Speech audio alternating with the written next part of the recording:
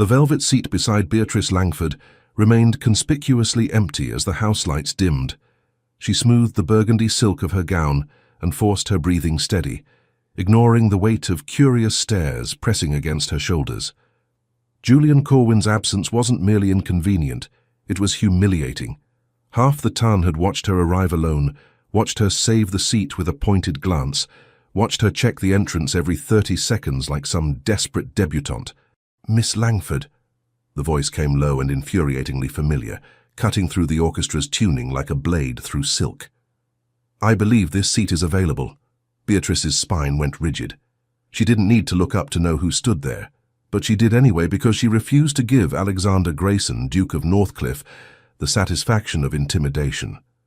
He stood in the aisle, immaculate in black evening wear that made his broad shoulders seem carved from shadow. Candlelight caught the sharp angle of his jaw, the cool assessment in his grey eyes that had catalogued her every business maneuver for 7 years, eyes that had watched her outbid him on the Merchant's Row property with something dangerously close to admiration before freezing into professional contempt. "That seat," Beatrice said quietly, aware of the ears straining around them, "is reserved. For Mr. Corwin, I assume." Alexander lowered himself into the chair with the casual authority of someone who had never been denied anything. How unfortunate that he sent his regrets. Her fingers tightened on her fan. He did no such thing. "No." Alexander arranged his long legs in the cramped space, his thigh a hair's breadth from hers. The heat of him radiated through layers of fabric, unwelcome and impossible to ignore. "Then perhaps you should look toward the Duke of Somerset's box, 3rd tier. Mr. Corwin seems quite engaged in conversation with Lady Isabel Waverley." Beatrice's gaze snapped upward. Through the gilded tiers of the opera house, she could just make out Julian Corwin's distinctive auburn hair as he leaned close to a woman in emerald silk, his hand resting possessively on the back of her chair. The betrayal burned less than the embarrassment. She'd been played. The Corwin siblings had used her interest in their shipping contracts as bait, and she'd walked straight into their trap like some naive girl fresh from the countryside. "If you came here to gloat," she started. "I came," Alexander interrupted, his voice dropping to barely above a whisper, as the conductor raised his baton, "because the Corwins are not what they seem, and because, Miss Langford, I believe we have a common enemy." The music swelled, making further conversation impossible. But Beatrice's pulse hammered against her throat, drowning out the soprano's opening aria. She'd spent 7 years treating Alexander Grayson as her primary rival, the man whose family's transportation empire competed directly with her father's textile mills, the man who'd dismissed her ideas in 3 separate trade meetings, the man who represented everything she'd been fighting against in a world that believed women belonged in drawing rooms, not boardrooms. And now he was suggesting an alliance. His hand moved to the armrest between them, close enough that she could see the precise way his fingers drummed against the velvet in time with the music. Close enough that she noticed the small scar along his knuckle, a detail she'd never been near enough to observe. "Meet me," he murmured during a quiet passage, not looking at her. "Tomorrow, the reading room at White's. Women aren't permitted in White's. The private reading room, 2 o'clock. I'll ensure discretion. Why should I trust you?" Finally, he turned his head, and the directness of his gaze made something low in her stomach tighten. "Because, Miss Langford, if the Corwins succeed in what they're planning, neither of our families will survive it. And as much as it pains me to admit this," his mouth quirked, not quite a smile, "you're the only person in London sharp enough to help me stop them." The compliment landed like a physical blow. Alexander Grayson didn't give compliments. He gave calculated assessments, delivered in that cool, measured tone that made even praise sound like clinical observation. "I don't need your help," she whispered back. "No," he agreed, his attention returning to the stage. "You never do. That's precisely what makes you invaluable." The opera continued, but Beatrice heard nothing. Her mind raced through possibilities, through risks, through the memory of Julian Corwin's charming smile that now felt like a mask, through the rumor she'd dismissed last week about the Corwin family's sudden acquisition of warehouses near the docks, through the odd pattern of her suppliers receiving generous offers from unnamed buyers, through the uncomfortable truth that Alexander might be right. When the first act ended and the house lights rose, he stood smoothly, offered her a bow that was precisely correct and entirely impersonal, and walked away without another word. Half the audience watched him go. The other half watched her, speculation written across their faces in various shades of curiosity and scandal.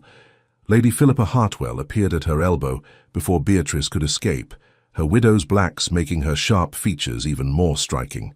"Well," Philippa said, amusement dancing in her dark eyes. "That was certainly theatrical. Should I prepare for wedding announcements or a duel?" "Neither." Beatrice gathered her reticule and stood, needing air, needing space, needing to think. "It was nothing. Darling, when Alexander Grayson claims a seat beside a woman, especially you, it's never nothing." Philippa linked their arms, guiding them toward the corridor. "He's been watching you all season. Haven't you noticed? He's been watching my business transactions. There's a difference." "Is there?" Philippa's smile turned knowing. "Because from where I sat, the way he looked at you just now had nothing to do with textile mills and everything to do with the fact that you're the only woman in London who's ever told him to go to hell in front of the Board of Trade." The memory surfaced unbidden. 3 years ago, Alexander questioning her proposal to expand river transport, his tone suggesting he found the idea charmingly naive. She'd stood up, gathered her papers, and informed him that his opinion held precisely as much weight as his understanding of modern commerce, which was to say none at all. Then she'd walked out. She'd secured the contract the following week.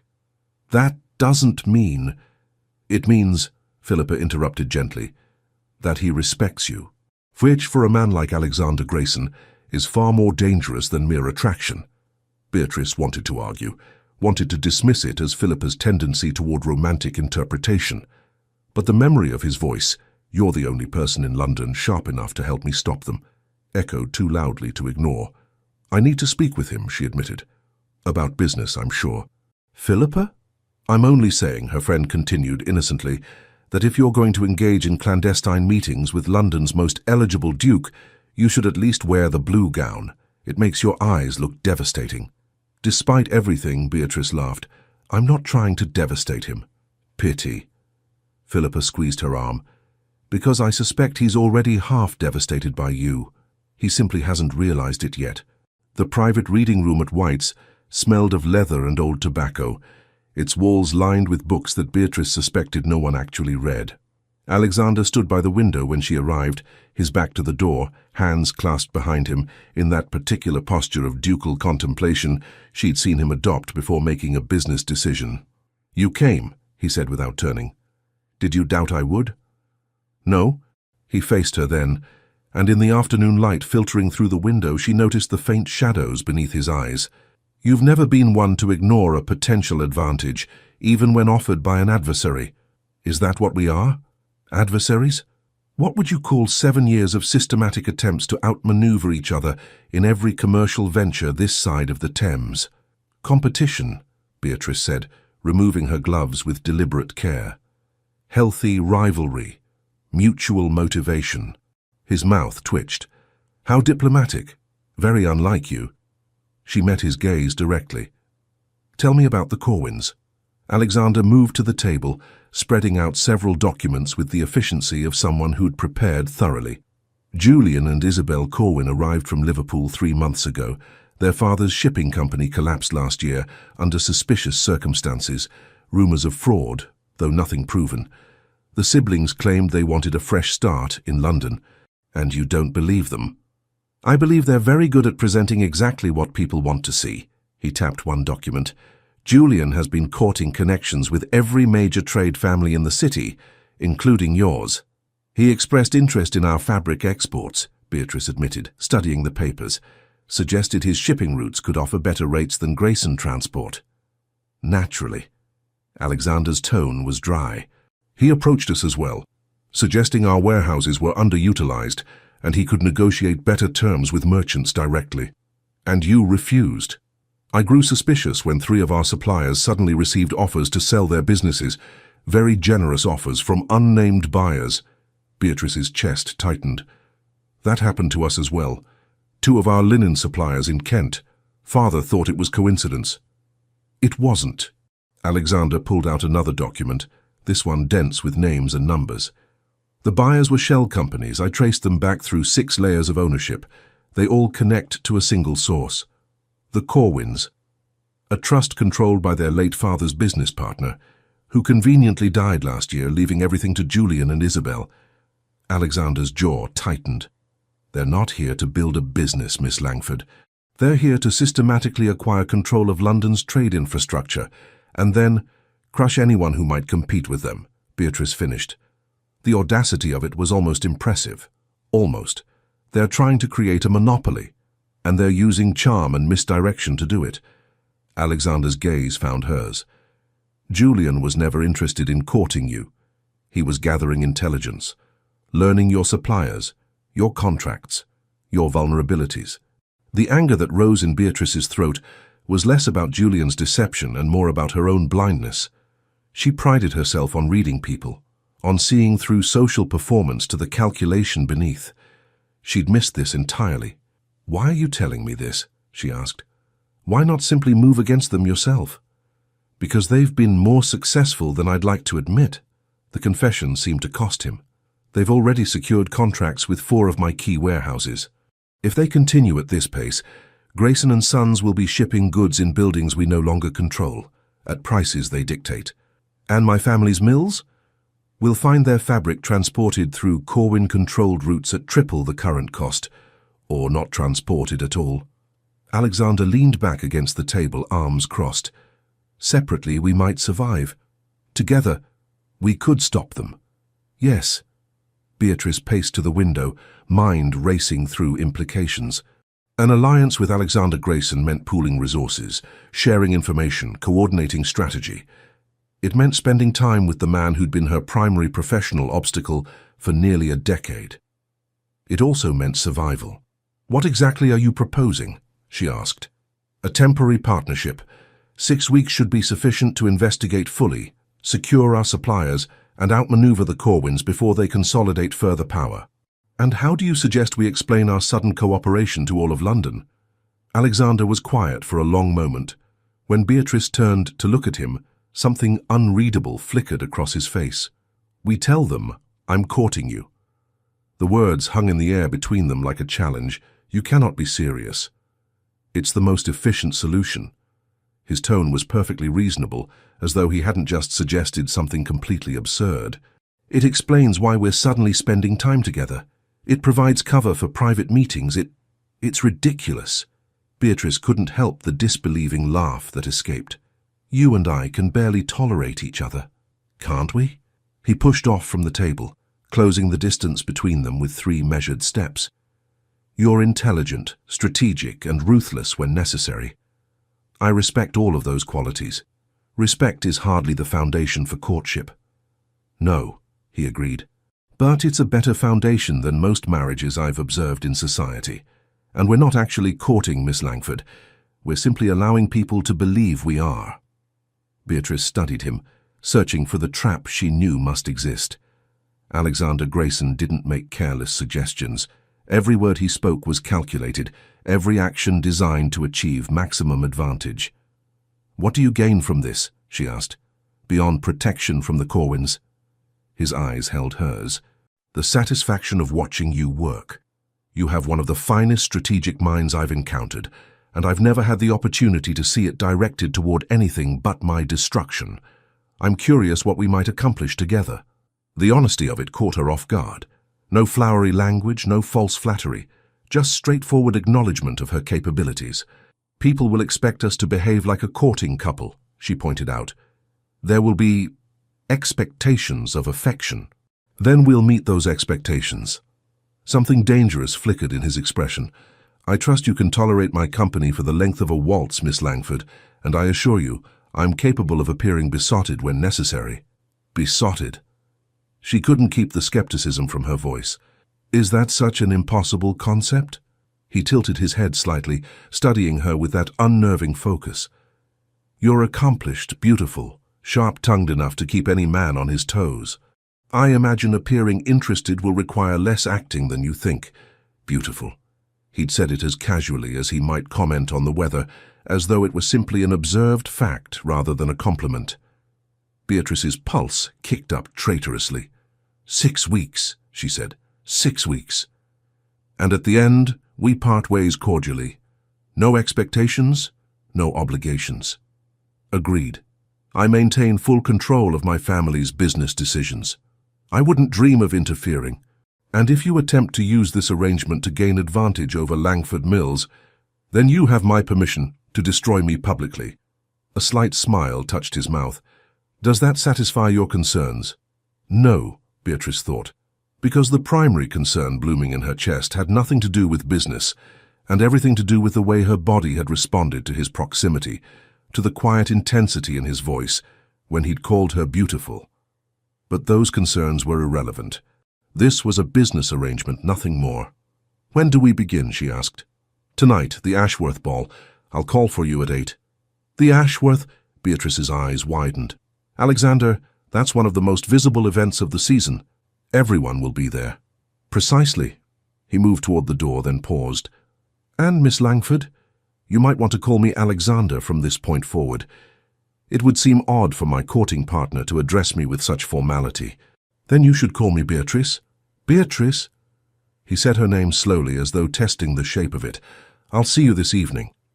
When the door closed behind him, Beatrice sank into the nearest chair, her legs suddenly unsteady.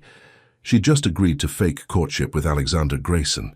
She'd agreed to spend 6 weeks pretending to be wooed by the man who represented everything she'd fought against.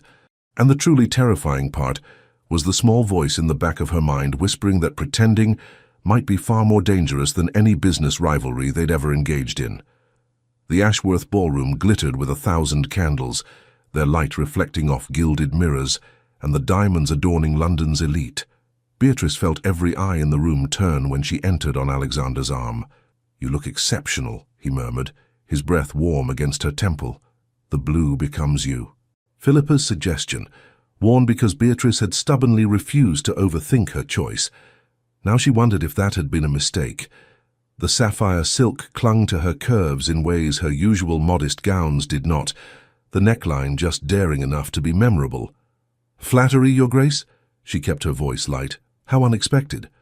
Observation. His hand tightened infinitesimally on her arm. And you might try to look less suspicious. Courting couples generally don't regard each other like opposing generals. Perhaps we should have rehearsed. Perhaps. Alexander guided her toward the refreshment table, nodding to acquaintances but not stopping. Though I find your inability to feign affection rather endearing. I'm perfectly capable of— Miss Langford, Your Grace. Lady Ashworth descended upon them like a ship under full sail, her smile so wide it looked painful. How absolutely delightful to see you together. I had no idea, that is, one had heard rumors, of course, but— Lady Ashworth. Alexander bowed smoothly. Thank you for your hospitality. Miss Langford and I are grateful for the opportunity to celebrate this evening. The phrasing was deliberate, not vague enough to deny, not explicit enough to confirm. Beatrice watched understanding dawn across their hostess's face, followed immediately by greedy calculation. This story would be all over London by morning. You must dance, Lady Ashworth insisted. The waltz is beginning shortly. I absolutely insist. We would be delighted, Alexander said, before Beatrice could respond. When Lady Ashworth finally released them, Beatrice leaned closer. You could have asked me first. Would you have said yes? No. Then I made the correct decision. His mouth quirked. Besides, you just said you were perfectly capable of feigning affection. Now's your opportunity to prove it. The music swelled as they took their positions on the floor. Alexander's hand settled at her waist, warm and solid through the thin silk. Beatrice placed her palm against his shoulder, acutely aware of the hard muscle beneath the fine wool of his coat. You're holding yourself like you expect me to bite, he observed as they began to move. Can you blame me? Every interaction we've had for 7 years has been some form of combat. True. He guided her through a turn with surprising grace. But effective combat requires understanding your opponent, and I'm beginning to think I've misunderstood you quite thoroughly. How so? I assumed you hated me. Beatrice blinked. I don't hate you. No? They spun through a series of steps, the room blurring around them. You've undermined 3 of my business proposals. outbid me on 2 properties, and once told the Board of Trade that my expansion plans showed all the foresight of a particularly dim child. You deserved that, she said without heat. Your plan would have disrupted established trade routes for minimal gain. So you weren't trying to hurt me. You were trying to stop me from making a mistake. I was trying to protect my interests. That you happened to benefit was coincidental. Was it? His grey eyes held hers, searching for something.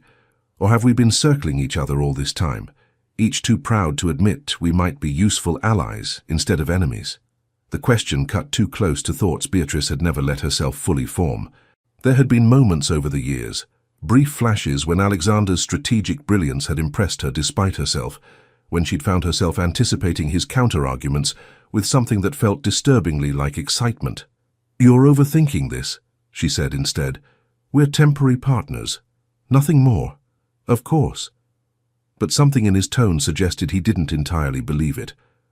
"Though I should warn you, Julian Corwin has been watching us since we began dancing." Beatrice resisted the urge to look. Where? Near the terrace doors, with his sister. Alexander pulled her infinitesimally closer, the movement protective rather than romantic. "They seem quite interested in our sudden intimacy." "Good. Let them wonder." "Is that satisfaction I hear in your voice, Beatrice?" She met his gaze. "You're not the only one who enjoys strategic victories." His laugh was quiet, meant only for her. "No, I'm beginning to realize that. We're rather alike, aren't we?" "I'm nothing like you. Aren't you?" The waltz was ending, but Alexander held her a moment longer than necessary. Driven, ambitious, willing to do whatever necessary to protect what matters. The only real difference is that you've had to fight twice as hard for half the recognition. The acknowledgement landed with unexpected force. In 7 years of professional rivalry, Alexander had never once dismissed her because of her gender. He'd fought her ideas because he disagreed with them, not because he believed her incapable of having them. "That's the first time you've admitted it," she said quietly, "that you've been systematically denied the respect you deserve simply because you're a woman." His expression turned serious. "I've always known it, Beatrice. Why do you think I've never once suggested you defer to your father's judgment, as half the board regularly does? I thought you simply found me irritating enough to engage with directly." "That too." His smile returned, softer than before. "But primarily because you're brilliant, and treating you as anything less would be insulting to us both." Before Beatrice could respond, Philippa appeared beside them, her eyes sparkling with mischief. "Your Grace, if you continue monopolizing my dearest friend, people will think you're serious about this courtship." "Lady Hartwell," Alexander bowed. "One can only hope they do. Then you won't mind if I borrow her for a moment? Girl talk, you understand?" "Provided you return her in one piece." Philippa practically dragged Beatrice toward the terrace. Once safely away from the crowd, she turned with barely suppressed glee. "You're courting Alexander Grayson. Actually courting him." We're not," Beatrice struggled for words. "It's complicated." "It's fascinating is what it is." Philippa studied her face. "You do realize half the women in London would sell their jewels for the way he just looked at you during that waltz. He was performing, we both were. Darling, I've seen performances. That wasn't performance. That was a man looking at a woman like she's the answer to a question he's been asking his entire life." Beatrice's heart stuttered. "You're romanticizing." "Perhaps." Philippa's smile turned knowing. "Or perhaps you're so busy treating this as a business arrangement that you're missing what's actually happening." "Nothing is happening. We have a mutual goal, a temporary alliance. And approximately 6 seconds ago you called him Alexander instead of His Grace or the Duke." Philippa squeezed her hand. "I'm not saying you have to fall in love with him, darling. I'm simply suggesting you allow yourself the possibility that this arrangement might become something more complicated than you planned. I don't want it to be complicated." "I know." Philippa's expression softened. "You've spent your whole life keeping men at a distance because getting close meant being seen as weak, as less competent. But Alexander isn't most men. He sees you, Beatrice, and he likes what he sees." Before Beatrice could formulate a response, a new voice cut through the evening air. "Miss Langford, how unexpected to find you here." Julian Corwin stepped onto the terrace, his smile charming and completely false now that Beatrice knew to look for it. Behind him, partially hidden in shadow, stood Isabel, watching, calculating. "Mr. Corwin," Beatrice kept her tone polite, "I believe you missed our appointment at the opera. An unfortunate necessity. Business called me away at the last moment." His gaze flicked toward the ballroom, where Alexander stood in conversation with Lord Ashworth. "Though I see you weren't left without companionship. The Duke was kind enough to keep me company." "Kind." Julian stepped closer, his voice dropping. "I wonder if the Duke is ever kind without purpose, Miss Langford. You're an intelligent woman. Surely you see that his sudden interest comes at a convenient time, just as your family's mills face some challenges with supplier relations." Beatrice's spine went rigid. "I don't know what you mean." "Don't you?" Isabel emerged from the shadows, emerald silk whispering. "We've heard troubling rumors about Langford Mills, suppliers requesting renegotiations, transportation costs rising unexpectedly, and now Alexander Grayson, who controls much of London's transport infrastructure, suddenly appears as your devoted suitor." Her smile was ice. "One might wonder if he's courting you or your business contracts." The seed of doubt was planted expertly.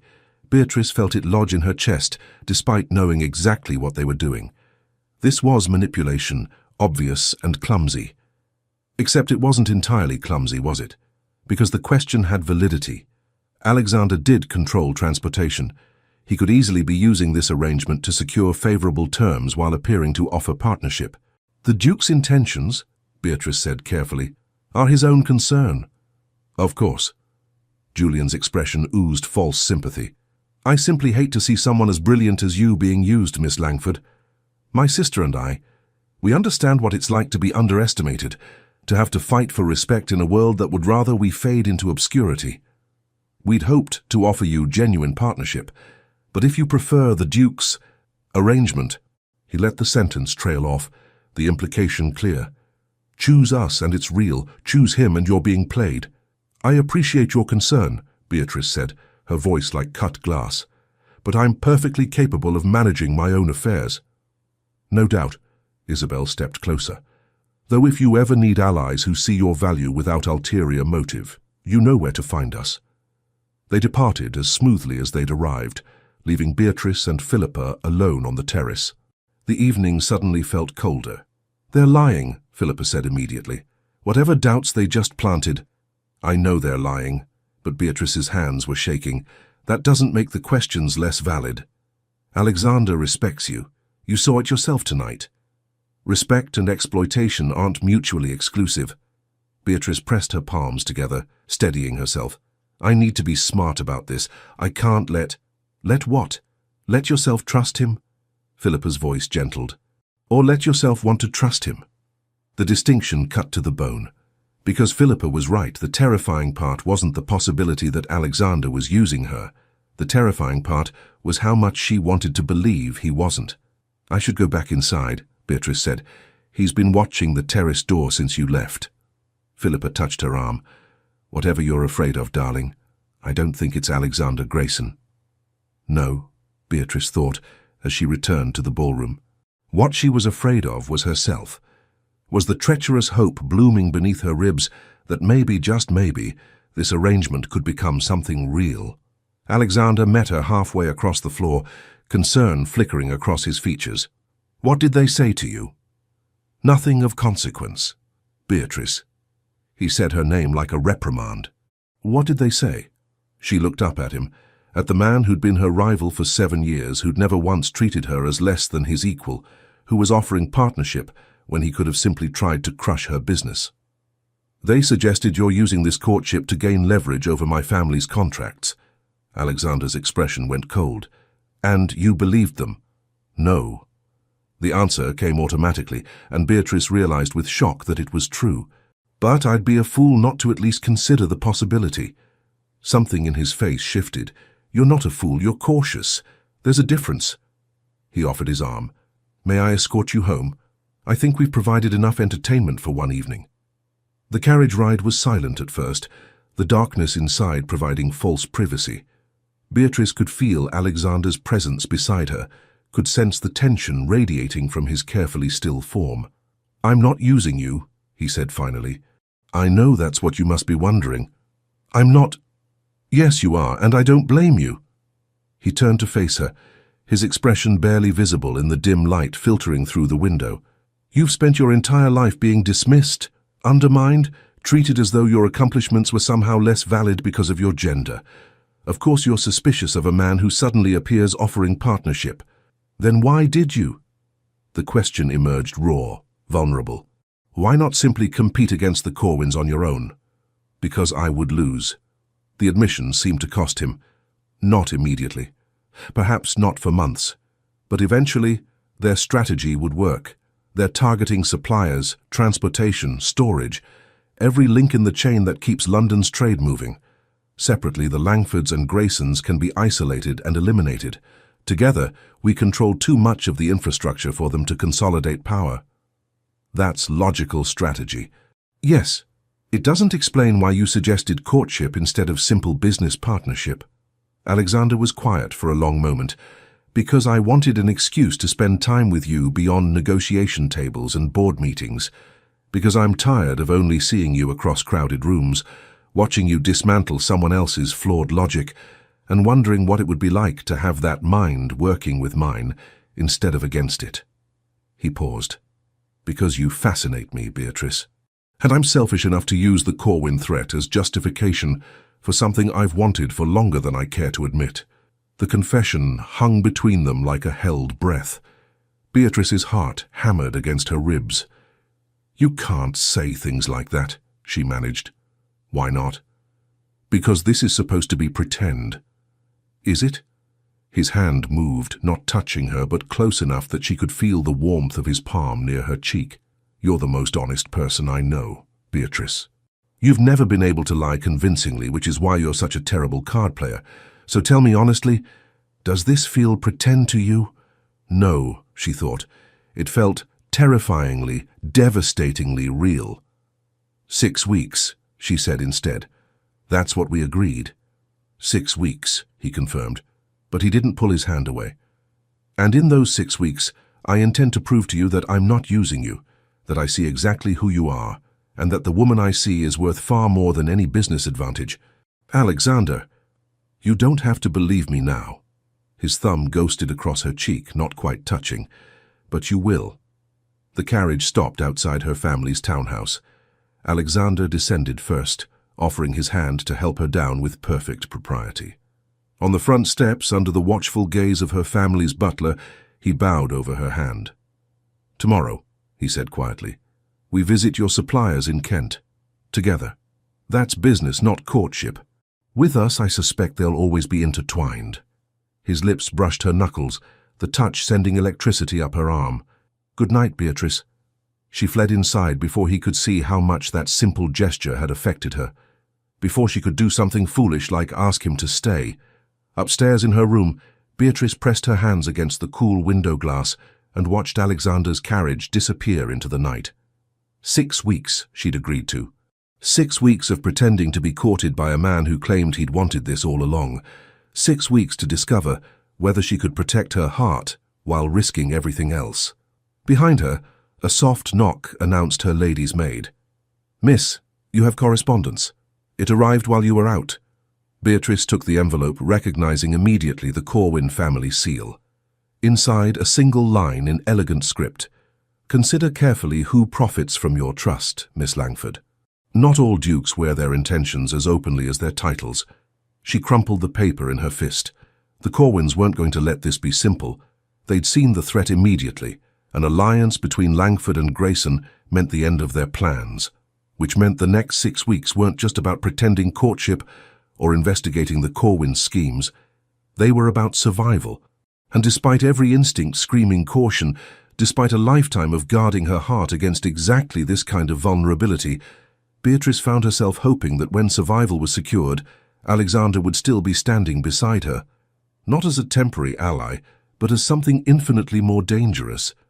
The morning sun had barely crested the horizon when Alexander's carriage arrived. Beatrice descended the front steps to find him already on the pavement, examining the horses with the focused attention he brought to everything. "You're punctual," she observed. "You're surprised?" "Pleased, actually. Most men of your rank treat time as though it exists solely for their convenience." "Most men of my rank," Alexander said, helping her into the carriage, "haven't had the pleasure of learning that keeping you waiting results in 20 minutes of pointed observations about inefficiency and poor planning." Despite herself, Beatrice smiled. "You've been paying attention. Always." He settled across from her as the carriage lurched into motion. "I brought the supplier contracts you requested. Also, my investigator's latest report on the Corwins' property acquisitions. All business, then." Somehow that was both reassuring and disappointing. Beatrice accepted the documents, spreading them across her lap. Alexander watched her read with that particular stillness he possessed, the kind that made you forget he was there until you looked up and found his complete attention fixed on you. "3 more warehouse purchases," she said after several minutes, "all within sight of major trade routes, and all purchased through different shell companies. The pattern's becoming clear. They're building a chokehold." Beatrice traced the map with one finger.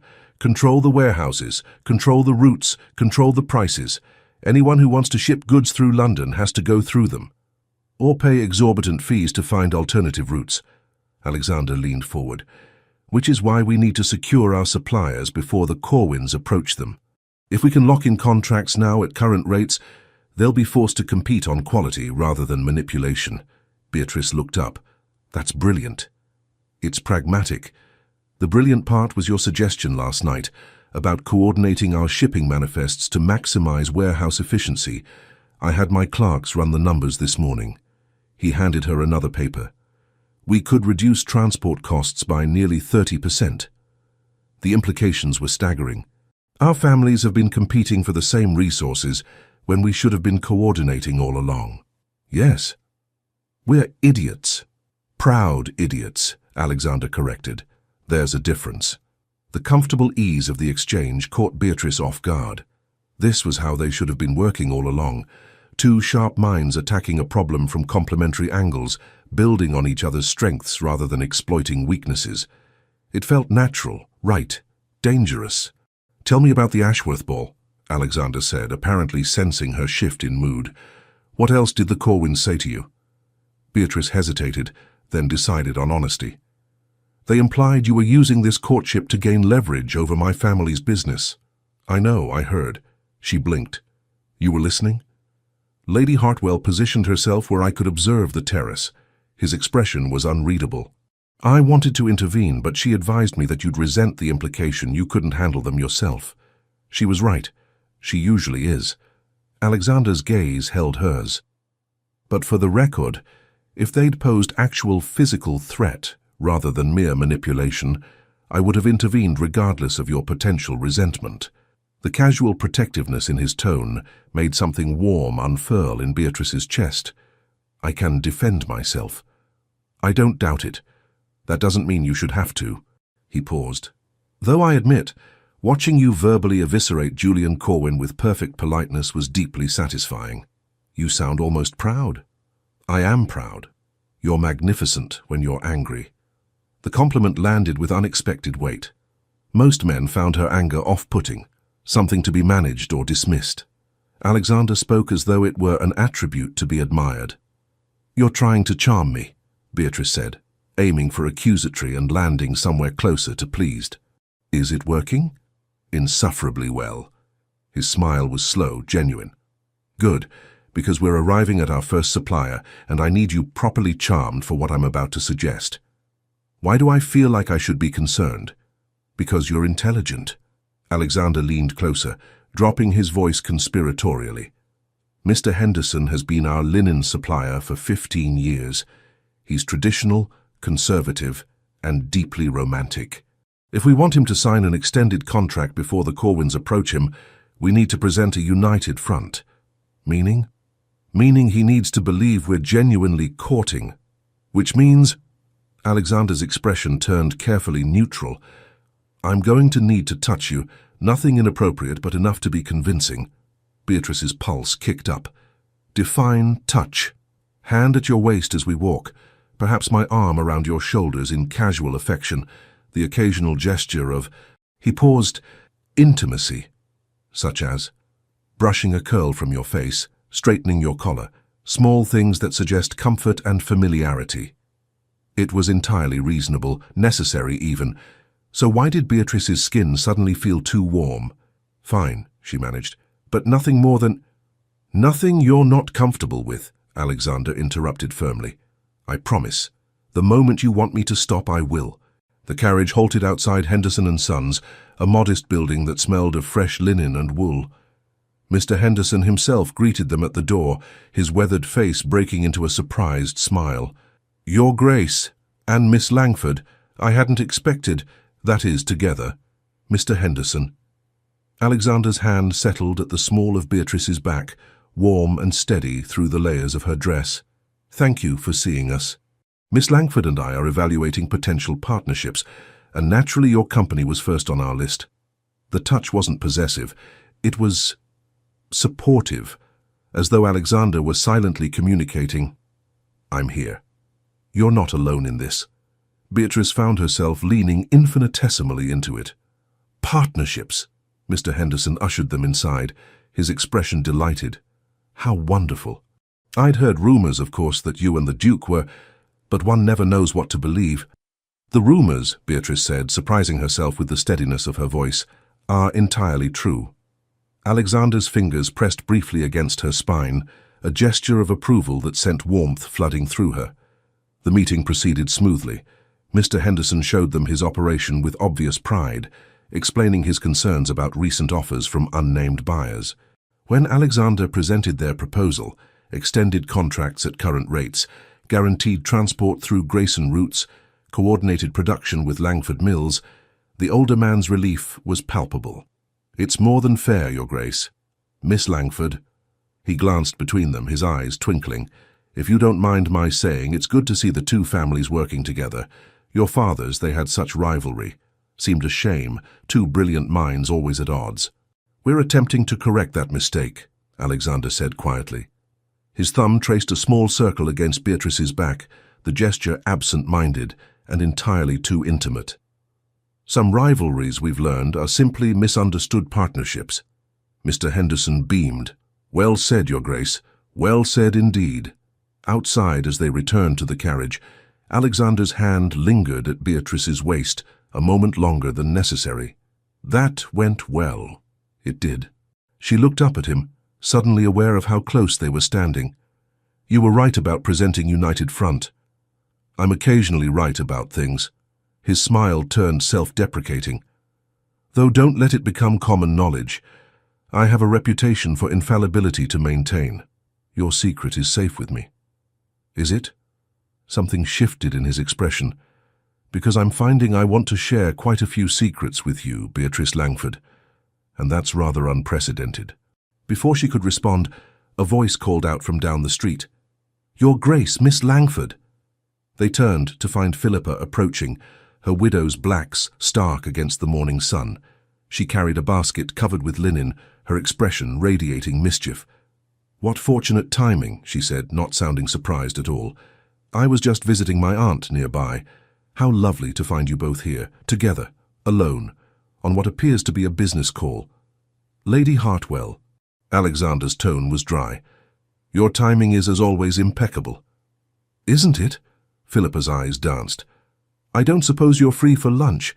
There's a delightful inn nearby, and I'd hate to eat alone. We have 3 more suppliers to visit, Beatrice started. Which can wait until after lunch, surely. Philippa linked her arm through Beatrice's. Besides, you need a chaperone. People are already talking about the Duke's sudden interest. Best not to add reckless disregard for propriety to the rumors. She wasn't wrong. Alexander nodded. The inn sounds perfect. The meal was surprisingly pleasant. Philippa regaled them with society gossip, carefully steering conversation away from anything too serious, while simultaneously ensuring they were seen together by several prominent families. It was masterful social manipulation, and Beatrice found herself grateful for her friend's intervention. You're good at this, Alexander observed to Philippa over dessert, managing perception. Widowhood has its advantages. Philippa's smile turned knowing. People underestimate women who've been married. They think we're too consumed with grief to pay attention. In reality, we see everything. She glanced at Beatrice, including things the participants themselves might be missing. Philippa, Beatrice warned. I'm only saying that for two people engaged in pretend courtship, you seem remarkably comfortable with each other. Philippa stood, gathering her things. Now? I really must go. Do give my regards to your remaining suppliers. After she left, Alexander leaned back in his chair. She's terrifying. She's perceptive. Those aren't mutually exclusive. His gaze found Beatrice's. Is she right? Are we comfortable with each other? The honest answer was yes. Somewhere between the carriage ride and the supplier meeting, and the casual touches that no longer felt quite so calculated, Beatrice had stopped being constantly aware of Alexander as her rival and started simply enjoying his company. Maybe, she admitted. Should I be concerned about that? I don't know. Should I? Alexander reached across the table, his fingers brushing hers. I think we're past the point of pretending this is entirely strategic. We've known each other less than 2 days as allies. We've known each other 7 years as rivals. That counts for something. It did. That was the problem. Because Beatrice could feel the careful walls she'd built around her heart beginning to crack, could feel herself wanting to believe that this unexpected alliance might become something more. We should visit the other suppliers, she said, instead of addressing any of that. Yes. But Alexander didn't release her hand immediately. Beatrice, thank you. For what? For trusting me even a little. I know it doesn't come easily to you. No, it didn't. But somehow with Alexander, it felt less like a risk and more like an inevitability. They spent the rest of the day visiting suppliers, and by the time they returned to London, they'd secured 4 contracts and gathered significantly more intelligence about the Corwins' movements. More importantly, they'd fallen into an easy rhythm of collaboration that felt far too natural for comfort. As Alexander helped her from the carriage outside her townhouse, his hands lingered on her waist. Tomorrow? He asked. Tomorrow. Beatrice? He waited until she looked up. What Philippa said, about us being comfortable together. She was right, and I'm not sorry about that. Neither was Beatrice, which was precisely what terrified her. Inside, she found another note waiting. This time the message was longer. Miss Langford, your loyalty to Alexander Grayson is admirable but misplaced. Ask yourself, why would a duke suddenly court a woman whose family business directly competes with his own? Why now, at this precise moment? The answer is simpler than you think. He's securing his assets before making his move against you. We can prove it. Meet us tomorrow at the Waverley Gallery, 2 o'clock. Come alone, and we'll show you exactly what the Duke has planned. J.C. Beatrice crumpled the note slowly. The Corwins were getting desperate. That was good. It meant their counter-strategy was working. But it also meant things were about to get significantly more dangerous. Beatrice didn't go to the Waverley Gallery. Instead, she sent word to Alexander about the note, and they spent the morning coordinating a response. If the Corwins wanted to play games, they'd play right back. We need to make them show their hand, Alexander said, pacing his study. They'd taken to meeting here rather than public locations, ostensibly for privacy, but really because Beatrice found she liked seeing him in his natural environment. He was less Duke here, more simply Alexander. They're trying to isolate us, Beatrice observed. Create doubt, drive wedges between our alliance. Because together we're too strong. Alexander stopped pacing, leaning against his desk. They need one of us to break first. So we don't break. No. His eyes met hers. We do the opposite. We make them think they've succeeded in creating doubt, lure them into overplaying their hand. Beatrice saw where he was going. A trap. Precisely. They've invited you to meet them. So you'll go, but not alone. I'll be there, hidden. And when they make their pitch, when they show whatever evidence they've fabricated, we expose them. Beatrice felt the familiar thrill of a good strategy taking shape. But we need to be smart about this. If they suspect I'm not really doubting you, then you need to act like you are. Alexander's expression turned serious, which means tonight, at the Waverley Ball, We need to have a very public disagreement. The suggestion hit like cold water. You want people to think we're fighting? I want the Corwins to think they've successfully planted seeds of doubt. That means appearing as though I've done something to upset you, something that would make you question my intentions. It was sound strategy. It was also the last thing Beatrice wanted. What kind of disagreement? Business-related. You could accuse me of trying to undercut your father's negotiations with the Liverpool merchants. It's plausible. We've competed for that contract before. And conveniently unprovable either way, Beatrice added, because the negotiations are confidential. Exactly. Alexander moved closer. But Beatrice, this only works if you can sell it. If you can make people believe you genuinely doubt me. Could she? A week ago the answer would have been yes. Now, with Alexander standing close enough that she could see the concern in his eyes, the task felt significantly more difficult. I can do it, she said. I know you can. That's not what concerns me. He reached up, tucking a loose curl behind her ear, with the same casual intimacy he'd been affecting at the suppliers' meetings.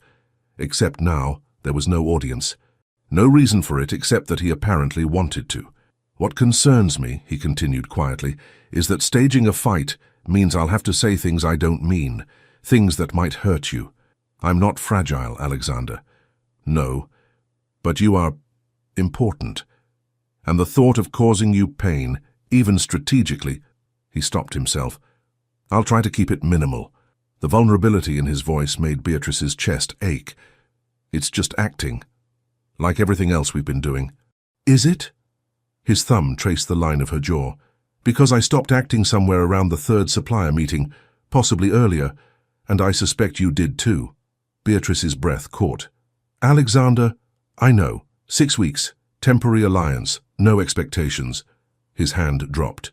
But after we expose the Corwins, after this is all finished, I'd like permission to court you properly. Not as strategy, not as alliance. Just as a man who finds himself completely fascinated by a woman who terrifies and delights him in equal measure. The confession hung between them, raw and honest. Beatrice could retreat, could hide behind the safety of their arrangement, could pretend she didn't feel the same pull, or she could be brave. Ask me again after the Corwins are dealt with, she said softly, when there's no strategy complicating things.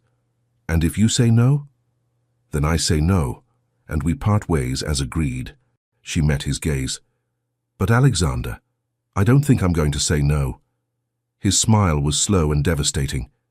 Good, because I've become rather attached to having you as a partner. In business? In everything. The kiss happened before Beatrice could overthink it. Alexander's mouth found hers with surprising gentleness, one hand cradling her face while the other settled at her waist. It wasn't the passionate, consuming kiss of Gothic novels. It was careful, questioning, giving her space to pull away. She didn't pull away. Instead, she pressed closer, her hands finding the lapels of his coat, and allowed herself this one moment of honesty. Alexander made a low sound of approval, deepening the kiss but maintaining that careful control, as though she were something precious he was afraid to break. When they finally stepped back, pulses racing, Alexander rested his forehead against hers. That was not part of the plan, Beatrice finished. No. Should I apologize? If you do, I'll be terribly offended. He laughed, the sound warm and genuine. Then I won't. Though I should probably note that kissing you is significantly more enjoyable than arguing with you. Only significantly. I must be losing my touch. Devastatingly more enjoyable, he amended. World-endingly. Catastrophically. Better. Beatrice stepped back, needing distance to think clearly. We should focus. Tonight's performance will be convincing because we both understand what we're risking. Alexander's expression sobered. The Corwins will be watching. They need to believe they've won. Then we'll make them believe it. The Waverley Ball was already in full swing when Beatrice arrived. She'd chosen her armor carefully, a gown of deep burgundy that made her look powerful rather than delicate, her hair swept up to expose the long line of her neck. She looked like a woman ready for battle, which was precisely the point. Alexander was already there, surrounded by admirers, but watching the entrance. Their eyes met across the ballroom, and Beatrice saw the flash of heat in his gaze before he schooled his expression back to neutral. Tonight, they were courting couple on the verge of fracture. Nothing more. She made her way through the crowd slowly, stopping to greet acquaintances, accepting compliments on her gown. From the corner of her eye, she tracked Alexander's movement, saw him extract himself from his group, saw him approaching with purposeful strides. "Miss Langford." His voice was cool, formal. "Might I have a word?" "Of course, Your Grace." The title was deliberate, putting distance between them. She saw several heads turn, noting the shift. Good. Let them wonder. Alexander guided her toward a relatively private alcove, though not so private that they couldn't be observed. His hand on her elbow was correct rather than intimate. "I received word from the Liverpool merchants," he said, his voice pitched to carry just enough. "They've accepted my family's proposal." Beatrice had known this was coming. They'd rehearsed this. But the flash of betrayal she forced into her expression wasn't entirely feigned. "You negotiated with them.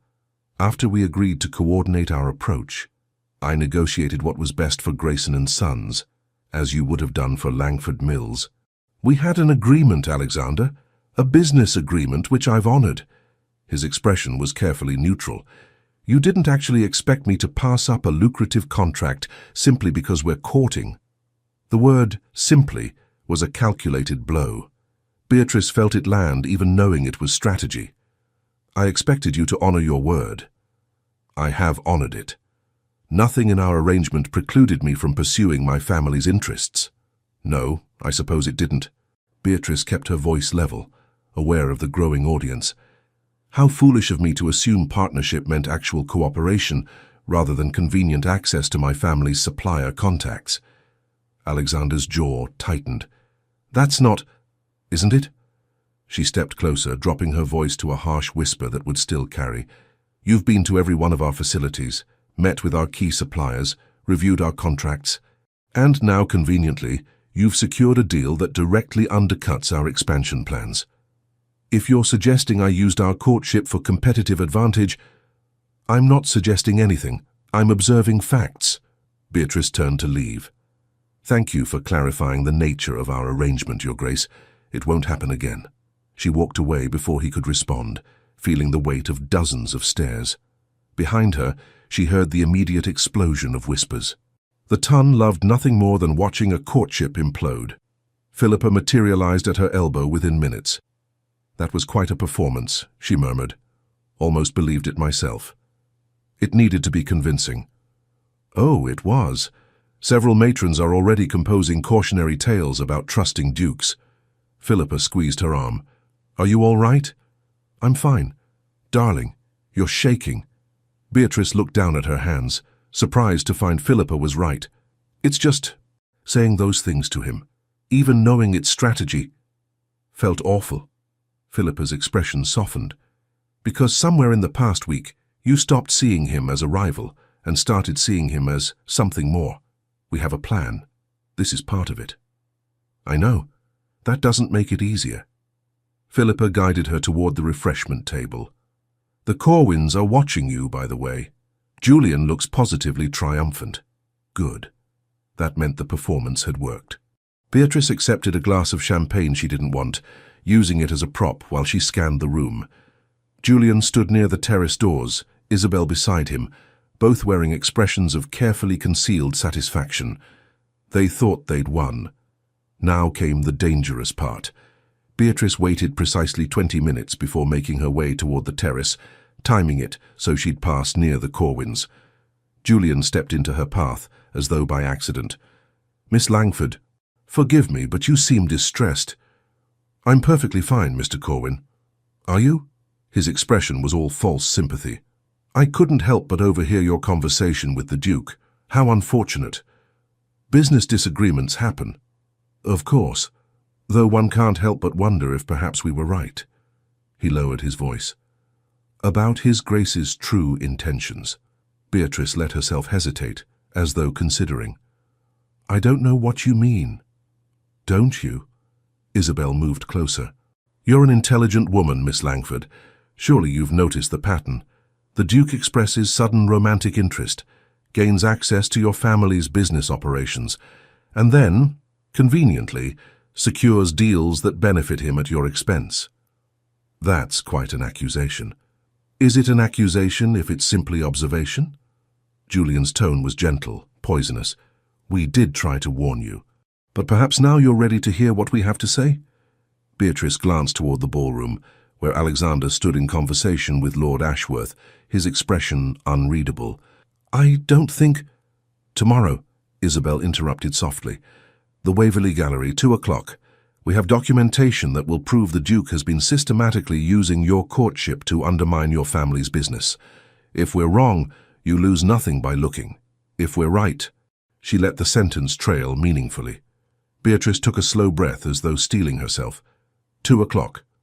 Excellent. Julian's smile was victorious. We look forward to showing you the truth, Miss Langford. Sometimes the hardest thing is admitting we've been deceived by those we wanted to trust. They departed, leaving Beatrice alone on the terrace. She counted to 30, then returned inside, carefully avoiding Alexander's gaze for the rest of the evening. The message was clear. She was doubting him, questioning everything. The Corwins had taken the bait. Now they simply had to survive springing the trap. The Waverley Gallery was fashionably empty at 2 o'clock. Beatrice arrived precisely on time, her heart hammering despite knowing Alexander was already there, hidden in the private viewing room adjacent to the main gallery. They'd planned this carefully. The gallery owner was a friend of Alexander's family, willing to facilitate the deception. Julian and Isabel appeared within minutes, carrying a leather portfolio that presumably held their evidence. Miss Langford. Julian's smile was warm, genuine seeming. Thank you for coming. I know this must be difficult. Show me what you have, Beatrice said, not bothering with pleasantries. Isabel spread documents across the gallery's central table. These are contracts the Duke signed 3 weeks ago, before his sudden interest in courting you. Notice the dates. Beatrice studied them. They appeared legitimate. Agreements with several merchants that would directly compete with Langford Mill's operations. He was already planning to move against us, Julian continued. The courtship was simply a more elegant way to gather intelligence first. See here. He pointed to another document. This is a letter from the Duke to one of your suppliers, dated 5 days ago. He's offering better terms, but only if they terminate their contracts with your family. The evidence was damning. If Beatrice hadn't known it was fabricated, she might have believed it herself. Why are you showing me this? She asked. Because we understand what it's like to be underestimated, Isabel said softly. To have people see you as a means to an end rather than a person of value. The Duke sees your business connections, not you. And you're different? We're offering genuine partnership. Julian leaned forward. Your family's textile expertise combined with our shipping infrastructure. We could dominate London trade. No deception, no hidden agendas, just 3 people working together toward mutual success. It was a good pitch. Almost believable. Almost. There's one problem with your evidence, Beatrice said quietly. Oh? Julian's confidence didn't waver. Those contracts are forgeries. Rather good ones, I'll admit, but forgeries nonetheless. She watched their expressions shift. The dates are wrong. The Duke was in Scotland 3 weeks ago, not in London signing contracts. I know because I verified his travel schedule this morning. You're defending him. Isabel's voice turned cold. Even after what he did last night. What he did last night was exactly what we planned. Beatrice stepped back as Alexander emerged from the viewing room, followed by 2 constables and the gallery owner. We knew you were trying to drive a wedge between us. So we let you think it worked. Julian's face went white. This is, you can't forge documents, attempt fraud? Alexander's voice was arctic. I believe we can. We have witnesses to this meeting. We have your forged contracts, and we have testimony from 3 suppliers about your attempts to manipulate them into breaching existing agreements. You have nothing, Isabel hissed. Our contracts are perfectly legal. Your shell companies are illegal, Beatrice corrected. The ones you used to hide your father's embezzled funds. The ones you're using now to acquire property through fraudulent means. She pulled out her own documents. Did you really think we wouldn't investigate? Alexander's solicitors have been tracing every transaction. You're not building a shipping empire, you're running a criminal enterprise. The fight went out of both siblings simultaneously. Julian slumped into a chair while Isabel stared at the evidence in Beatrice's hands, her face ashen. "We needed," Julian said finally, his voice barely audible. "After our father's death, after the scandal, we had nothing. This was supposed to be our chance to rebuild. By destroying everyone else?" Alexander's tone was unforgiving. "That's not rebuilding. That's revenge." The constables stepped forward, but Isabel held up a hand. "Wait. What if we leave? Tonight.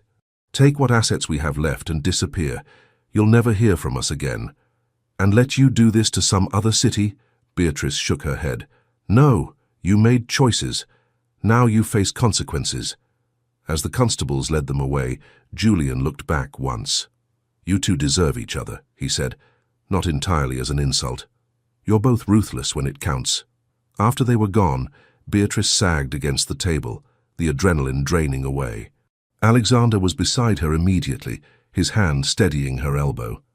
"Are you all right?" he asked. "I will be. That was terrifying, necessary, brilliantly executed." His hand moved to cup her face. "You were magnificent." "We were magnificent," Beatrice corrected.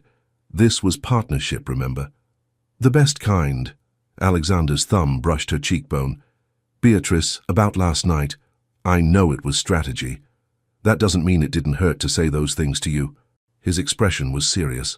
"Even knowing it was temporary, even knowing we were playing roles, treating you with anything less than complete respect, felt wrong. You were protecting us, protecting what we've built." "What we've built," he repeated softly.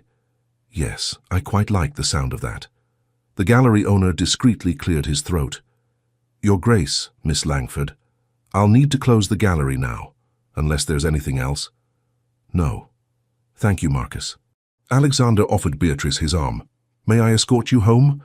Outside, the afternoon sun felt too bright after the gallery's dim interior. Beatrice blinked, disoriented by the sudden shift from danger to normalcy. "It's over," she said, not quite believing it. "The Corwin threat is over," Alexander agreed, "but we still have 4 weeks remaining in our agreement." "Do we need them?" "The reason for the arrangement was to investigate the Corwins." "Yes." Alexander stopped walking, turning to face her fully. "But I believe I made my intentions clear.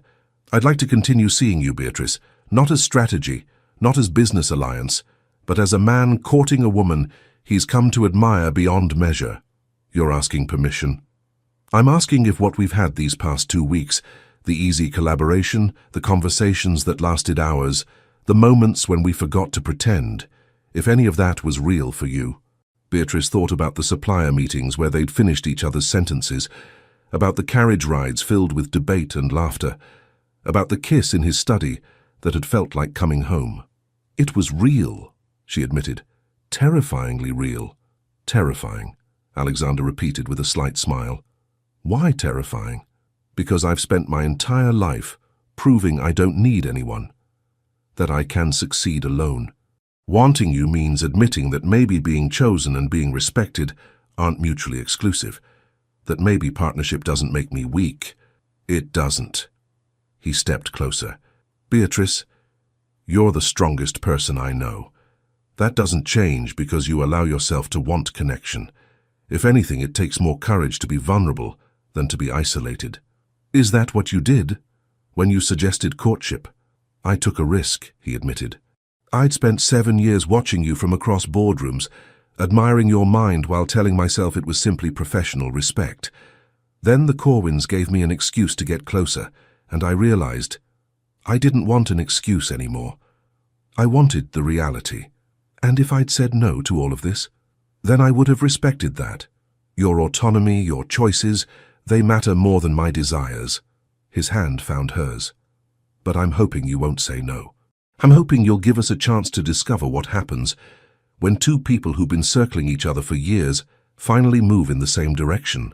Beatrice looked at their joined hands, at the man who'd been her rival, and was now something infinitely more complicated and precious.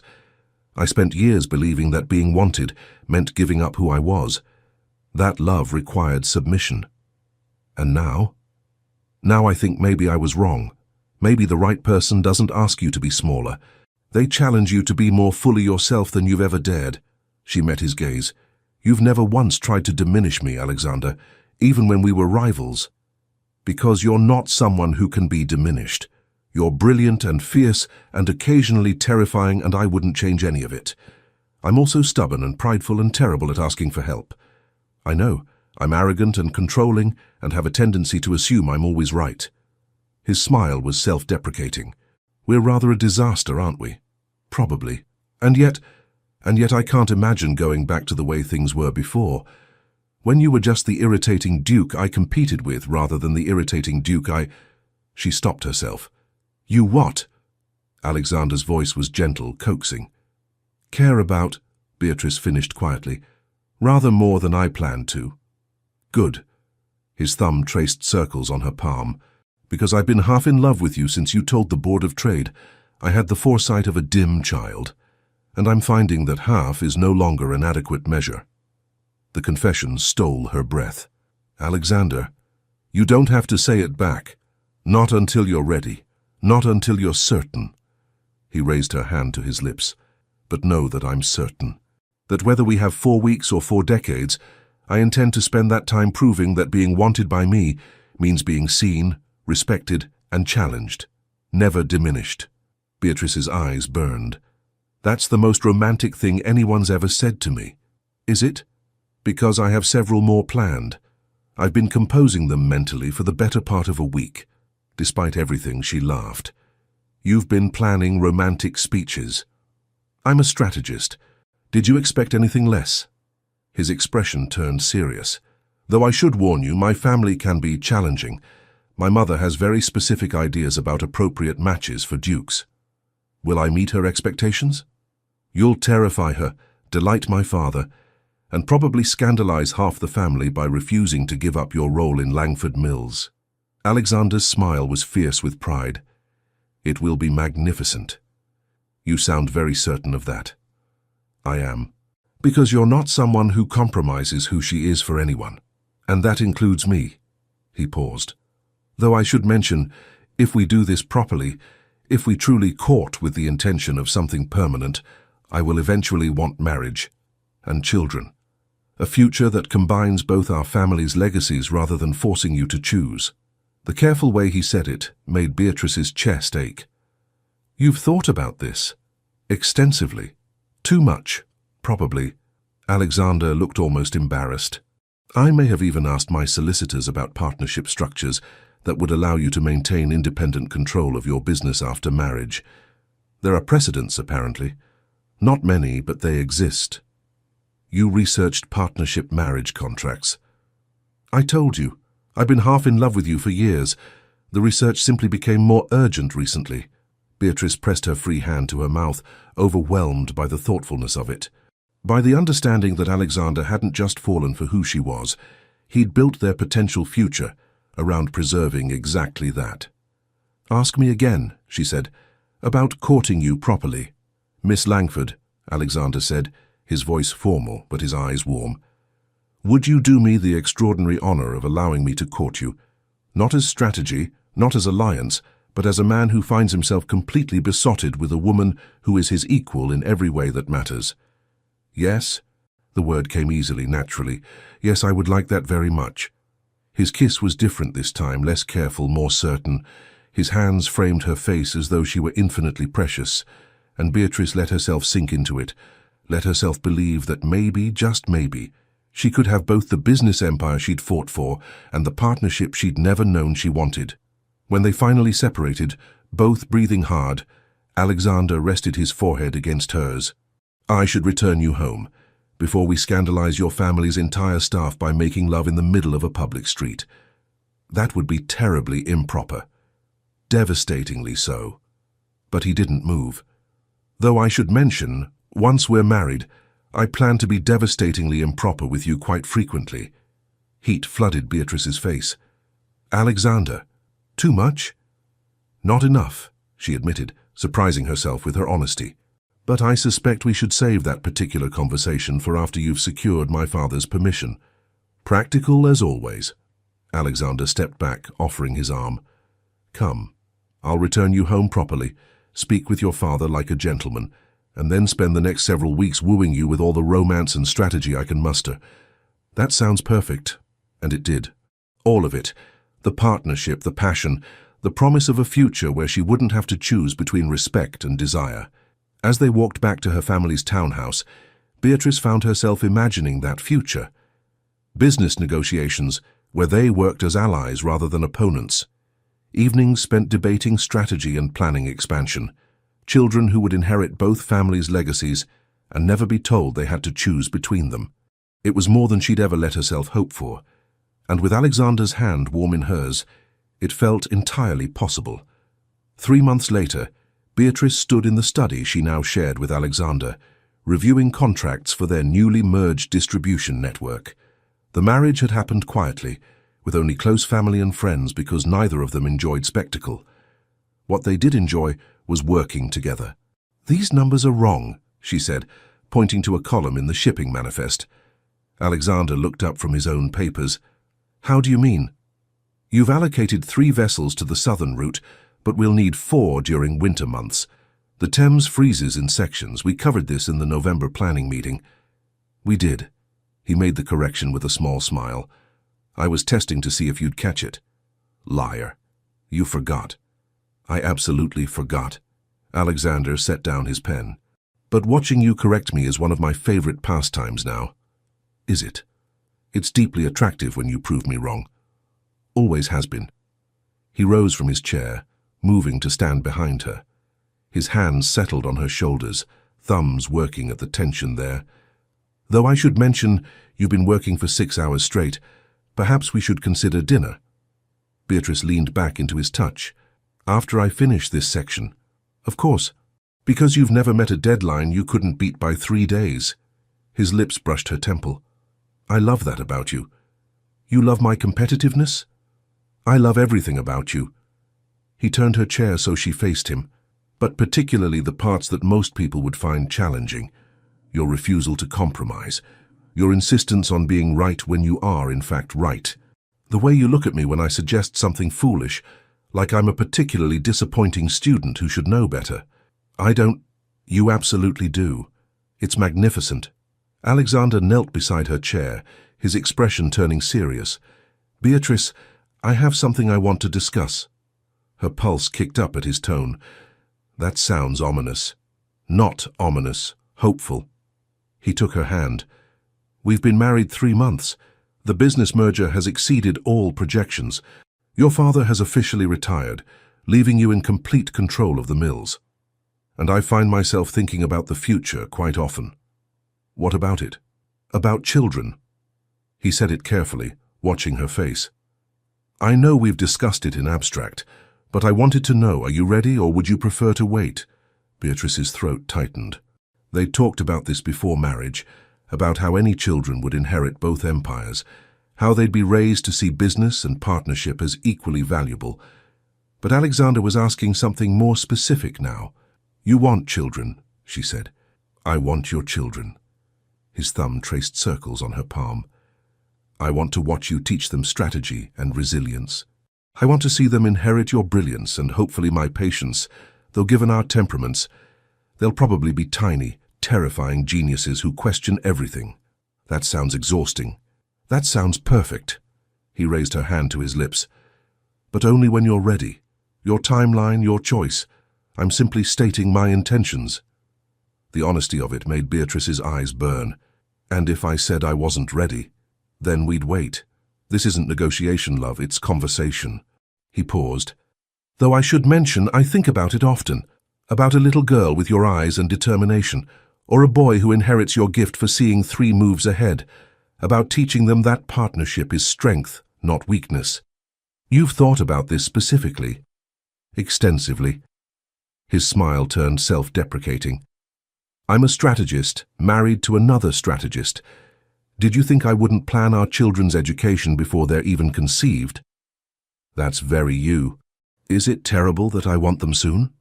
The vulnerability in his voice caught her off guard. "Not immediately, but soon.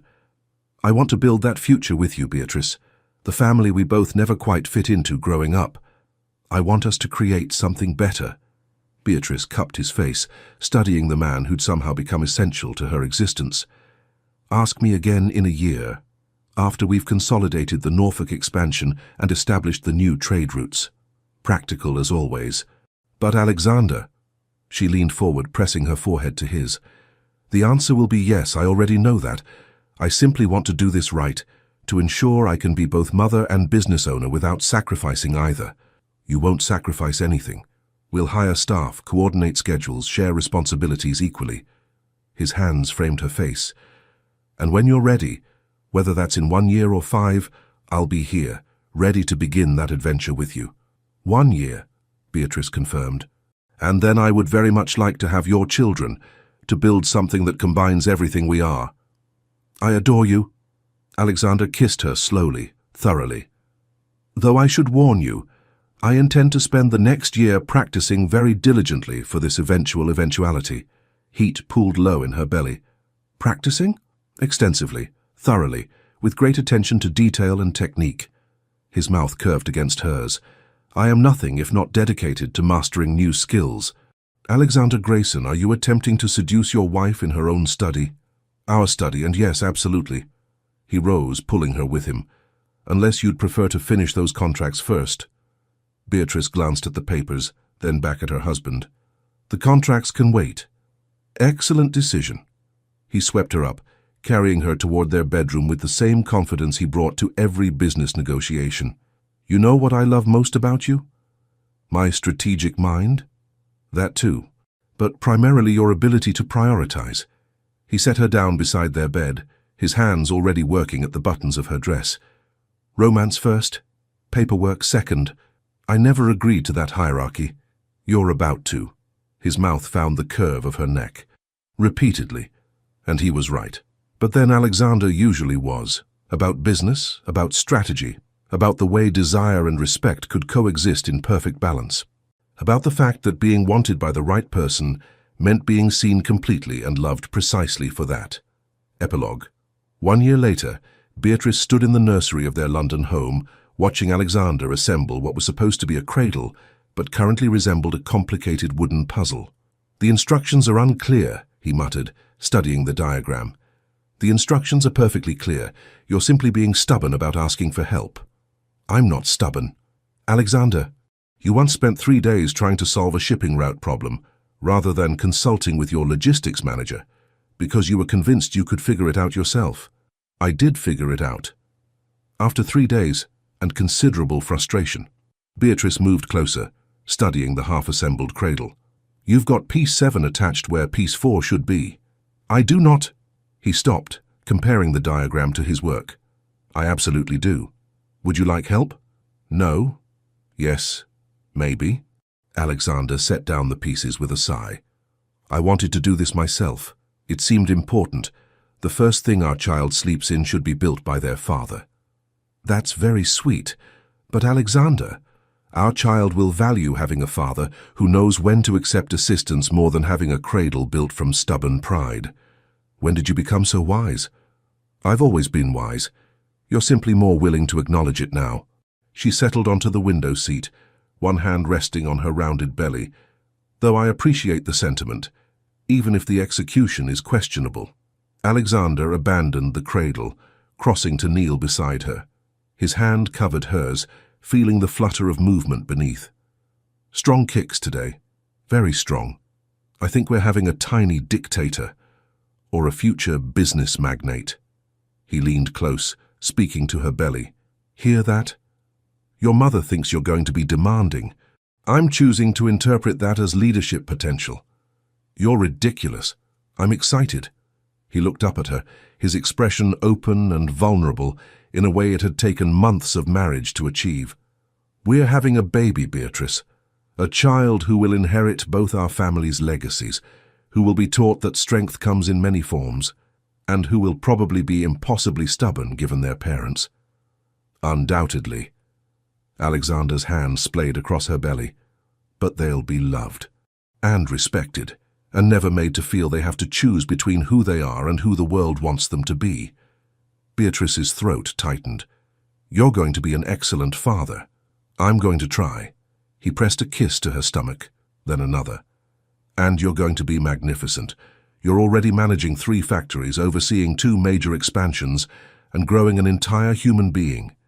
If that's not strength, I don't know what is. Partnership helps. It does. Alexander rose, pulling her gently to her feet. Come, let me show you something. He led her to his study, where a leather-bound book rested on his desk. Inside, Beatrice found carefully documented notes, every decision they'd made since marriage, every successful strategy, every lesson learned. What is this? She asked. A record. For them. He indicated her belly. I've been keeping it since the wedding. Everything we've built together, every challenge we've overcome. I want our children to know that partnership isn't always easy, but it's always worth it. You've been secretly documenting our marriage. I prefer thoughtfully recording our joint legacy. His smile was self-deprecating. Though yes, secretly. I wanted to surprise you. Beatrice flipped through pages, seeing their journey captured in Alexander's precise handwriting. Business decisions, certainly, but also personal moments. The night she'd cried over losing a supplier to illness. The morning he'd discovered she'd negotiated a contract in his favor without his knowledge. The 1,000 small kindnesses that had transformed rivalry into partnership, into love. This is beautiful, she whispered. This is us. Alexander wrapped his arms around her from behind, his hands settling over hers on the book. Everything we've built, everything we're still building. He pressed a kiss to her temple. And in about 4 months we'll add the most important chapter yet. You're assuming they'll arrive on schedule. Our child? Absolutely. They'll be punctual, organized, and probably already planning their first business venture from the womb. That's a terrifying thought. That's an exciting thought. He turned her in his arms. Beatrice, I know we agreed to wait a year, and I've appreciated every moment of it. Watching our business thrive, watching you command boardrooms while negotiating international contracts. But I want you to know, I'm so ready for this. For the chaos and exhaustion and joy, for midnight feedings and tiny crying and all of it. Even the parts where I'm impossible, especially those parts. His hand cupped her face. You'll probably try to negotiate sleep schedules with a newborn. You'll definitely create a comprehensive feeding chart with contingency plans. And I'll love every obsessively organized moment of it. I'm not that bad. You color-coded our linen closet. That was practical. You created a filing system for dinner menus. Alexander, I'm not complaining, I'm celebrating. He kissed her slowly. I'm celebrating that I married a woman who brings the same brilliant, strategic, occasionally overwhelming intensity to everything she does, including motherhood, including loving me. I do love you. The words came easily now, without the fear that had accompanied them initially. Impossibly, inconveniently, irreversibly. Impossibly, he raised an eyebrow. You're infuriating at least 40% of the time. Only 40? I must be slipping. Alexander's hand slipped to her belly again. Though I have to say, this year has been the best of my life, watching you build our empire while preparing for our family. Seeing you refuse to choose between success and happiness because you've realized you deserve both. We deserve both. We do. He rested his forehead against hers. And soon we'll have everything. The business we've built together, the family we're creating, the future where our children never doubt they can have both power and partnership. Beatrice closed her eyes, imagining it. Imagining teaching their child to negotiate and strategize. Imagining Alexander reading bedtime stories about business ethics. Imagining the beautiful chaos of combining ambition with love. Ask me again, she whispered, about the timeline. I thought we agreed. Ask me again about wanting children, about our future. Alexander pulled back slightly, studying her face. Beatrice Grayson, I want our children. I want them soon, and fiercely, and with all the consuming intensity I bring to everything I want in this life. I want to watch you teach them to be brilliant and brave. I want to build a legacy that honors both our families while creating something entirely new. His voice dropped, intimate and certain. I want all of it with you. Good. Beatrice took his hand, placing it firmly on her belly where their child kicked persistently. Because in approximately 4 months you're going to get exactly that. I know, I literally just said. He stopped. Wait. Are you saying what I think you're saying? I'm saying that I've spent this year building our business and our future simultaneously, that I've organized schedules and hired staff and created contingency plans for every possible scenario. She smiled up at him. That I'm ready, that I want this, all of it, with you. Beatrice. His voice broke on her name. Oh, you're extraordinary. I'm practical, there's a difference. You're both. Alexander kissed her deeply, his hands cradling her face like she was infinitely precious. And in 4 months, we're going to have a child who inherits all of that. Your intelligence, your strategy, your refusal to accept limitations. And your patience, your dedication, your ability to see me completely and love what you see. Our child is going to be unstoppable. Our children, Beatrice corrected. Plural. Eventually, if this one doesn't completely destroy us first. Alexander's laugh was pure joy. Plural. I like the sound of that. He knelt again, pressing kisses to her belly with dedicated focus. Hear that? Your mother's already planning siblings. You're getting the full Beatrice Grayson strategic treatment. You're talking to my stomach. I'm talking to our child, there's a difference. He looked up at her, his expression tender. I love you. Both of you. All of you. I love every brilliant, stubborn, strategic part of you. I love you too, even when you're being impossibly romantic. Especially when I'm being impossibly romantic, he corrected. Because you need it. You need someone to remind you that you're not just a business strategist or a textile magnate or a woman defying social expectations. You're also beloved, cherished, essential. Beatrice's eyes burned. Alexander. I mean it. He rose, pulling her close again. You've spent so much of your life proving you don't need anyone. I want to spend the rest of our lives showing you that needing and being needed doesn't make you weak. It makes you human. It makes you mine. Ours, she corrected, gesturing to her belly. Ours, he agreed. A partnership that started in rivalry, transformed into love, and is now becoming something even more extraordinary. A family. Yes. Alexander's smile was brilliant. A family that combines everything we are and creates something better. Beatrice leaned into him, feeling the solid warmth of his body, the steady beat of his heart, the absolute certainty of his love. This, right here, was what she'd never known she wanted, what she'd been afraid to hope for. Partnership, passion, purpose, all of it together. Thank you, she whispered. For what? For seeing me, for choosing me, for building a future where I don't have to be smaller to be loved. Beatrice. Alexander's voice was fierce. I could never love you smaller. I only know how to love you exactly as you are, brilliant, fierce, occasionally impossible, and absolutely essential to my existence. He kissed her forehead. You are everything I never knew I needed, everything I will spend a lifetime deserving. You already deserve me. We deserve each other. We do. He rested his hand over hers on her belly, both of them feeling the flutter of movement. And in 4 months we'll prove it to the world. A duke and a businesswoman raising children who will never doubt they can have both power and love, both success and connection. It's going to be chaos. It's going to be perfect. And looking up at Alexander, at the man who'd been her rival, her ally, her partner, her love, Beatrice believed him. Because they'd already proven the impossible was possible. They'd already built something extraordinary from rivalry and strategy and the courage to want more. Now they simply had to do it again. Together. The end. Thank you for staying until the last note faded. If you felt seen in Beatrice's journey from independence to partnership, or in Alexander's path from rivalry to devoted love, leave a comment. Your stories of finding strength in connection matter. Subscribe for more tales where ambition and romance aren't opposites but complementary forces. You're the reason these stories exist.